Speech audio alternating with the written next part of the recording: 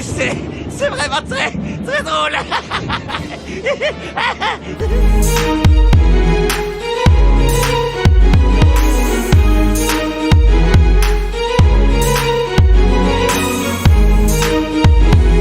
Le spoiler du chapitre 1053 de One Piece est bel et bien tombé. Dans cette vidéo, je vais vous présenter le spoiler du chapitre 1053 de One Piece.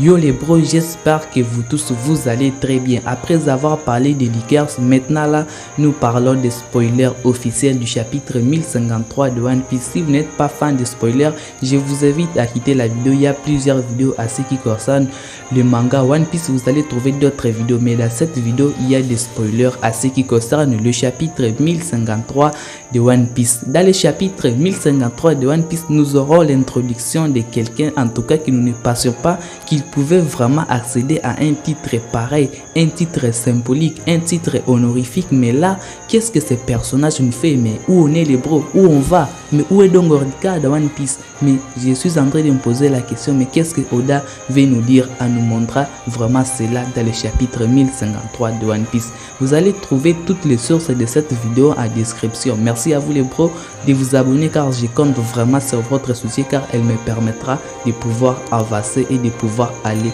de l'avant. Merci à vous les bros et c'est parti les bros. Le chapitre 1053 de One Piece est intitulé Les Nouveaux Empereurs. Le chapitre va commencer avec quelque chose d'extrêmement important, car nous aurons enfin les primes de Luffy, de Kid et de Law. Leur prime s'avère être égale. La prime de Luffy est de 3 milliards, la prime de Kid est de 3 milliards, la prime de l'eau est celui de 3 milliards. Pour moi, je pense que ce n'est pas totalement cohérent de partager comme ça les primes, parce que Luffy, pour moi, a fait le plus grand travail ici.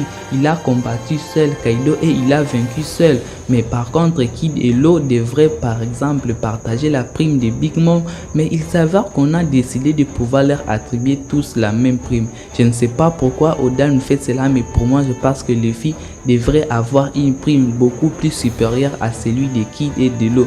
Malgré la dangerosité que Luffy représente aujourd'hui, mais on lui donne une petite prime comme ça. Pour moi, ça ne me plaît pas. Je me dis vraiment là, on doit un peu revoir ça. Si vous êtes aussi fan de dire que Luffy mérite une prime beaucoup plus élevée, dites-le moi à zone commentaire.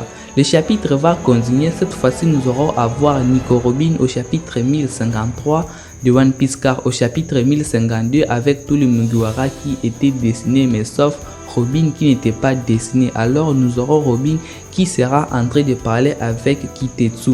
Il s'avère qu'il ne s'appelle pas totalement Kitetsu et que son vrai nom est Kozuki Sukiyaki, le père de Kozuki Oden, qui nous passionne tous qu'il était déjà mort. Il s'avère qu'il n'est pas encore mort et qu'il est bel et bien à vie. Il est en train de discuter avec Nico Robin et que l'arme Pluton est aujourd'hui sur Wano Kuni. Elle est en train de discuter avec celui qui était autrefois le chef de Wano Kuni, et de leur discussion nous pouvons nous attendre à pouvoir obtenir plusieurs révélations à ce qui concerne l'arme Pluton. Les bros, ça me rappelle aussi lorsque Luffy avait vaincu Odi Jones sur l'île des hommes poissons, nous avons eu à pouvoir obtenir certaines informations sur l'arme Poséidon. Aujourd'hui, je crois l'auteur crée un peu le parallèle, parce que Robin, elle avait parlé avec le chef des hommes poissons. Aujourd'hui aussi, elle est en train de parler avec celui qui était autrefois le chef de Wano Kuni. Donc, de leur discussion, nous pouvons nous attendre à pouvoir obtenir beaucoup de choses. Mis à part cela, il n'y a pas la mention du poneglyphe, celui de Kaido. Est-ce que Robin l'a déjà trouvé? Est-ce qu'on connaît où il est? Mais je pense que aussi ça pourra être représenté dans le futur chapitre de One Piece. Donc soyons patients avant de pouvoir obtenir le poneglyphe de Kaido. Nous passons à une autre scène, toujours dans le chapitre 1053 de One Piece. À la fin du chapitre 1052 de One Piece, qui a servi à pouvoir introduire le nouveau amiral Ryukugyu. Il s'avère qu'au chapitre 1053 de One Piece, il sera actif, et cette fois-ci, le bro, il va passer en action. Tout d'abord, nous allons commencer par son vrai nom. Le vrai nom de l'amiral Ryukugyu, il s'avère qu'il s'appelle pour de vrai Armaki, et en fait il a mangé le fruit des mots de la végétation qui lui permet de pouvoir absorber les nutriments des êtres vivants. Je crois les bros, il se trouve sur Onigashima, parce que c'est là nous savons où se trouve King et Queen. Il est à Paris devant King et Queen et il va en profiter pour pouvoir nous faire une petite démonstration de sa puissance, car il va pouvoir utiliser des sortes de plantes mélangées avec du haki pour pouvoir tracher King et Queen. Bon, on ne sait pas s'ils sont morts ou bien s'ils sont extrêmement blessés, mais nous connaissons que King et Queen aujourd'hui sont extrêmement blessés. Alors si l'amiral Ryukugyu vient encore ajouter, donc ils seront extrêmement blessés. Mais on ne précise pas si King et Queen vont mourir, mais là les bros on ne sait pas. Donc attendons à pouvoir obtenir le chapitre au complet pour pouvoir obtenir si King et Queen sont à vie. Mais à ce qui concerne la puissance du nouveau amiral, pour moi je crois que ça promet vraiment beaucoup de choses, mais avec ces petites informations que nous avons sur lui, déjà ça nous montre qu'il fait partie vraiment des personnes les plus importantes, les personnes les plus puissantes qui ont été introduits. Le chapitre va continuer car Kid va arriver à la fête et va présenter à Luffy le fameux journal où on a proclamé le fameux Yango. Et là nous aurons enfin les 4 Yango qui nous seront représentés. Et par rapport aux liqueurs, je crois j'ai dit quelque chose dans les liqueurs et il s'avère qu'aujourd'hui ça vient à fait se confirmer.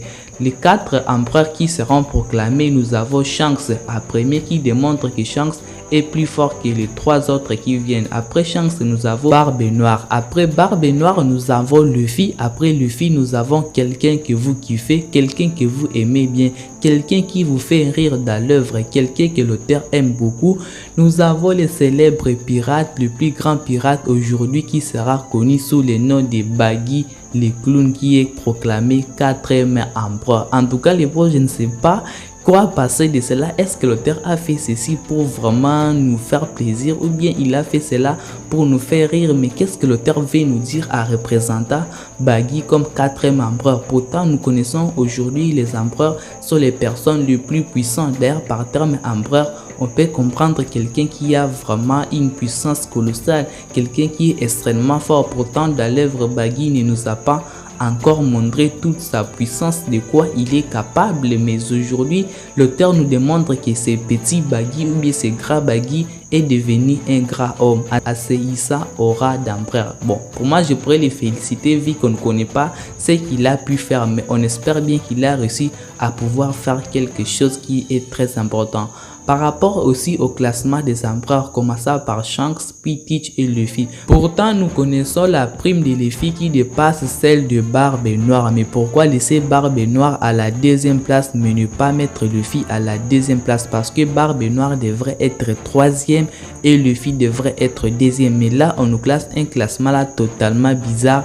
Luffy est 3e et Barbe Noire est 2e. Aujourd'hui, je crois Luffy ne représente pas totalement une si grande menace comme Barbe Noire. Ça expliquerait pourquoi Shanks était parti voir le gouvernement mondial pour pouvoir leur parler d'un certain pirate. Pour moi, je crois que ces pirates, il s'agit de Barbe Noire. C'est pour cela Barbe Noire aujourd'hui est classé 2e empereur. Pourquoi? Parce que il représente une plus grande menace que celui de Luffy. Merci à vous les bros d'avoir regardé cette vidéo à la fin. C'est le dernier spoiler que je vous présente avant la pause de Eshiroda. Nous allons nous retrouver pour la vidéo d'analyse des spoilers du chapitre 1053 de One Piece. Prenez extrêmement soin de votre futur et de vos proches les bros, car cela c'est le plus important les bros. Peace à chacun de vous les bros.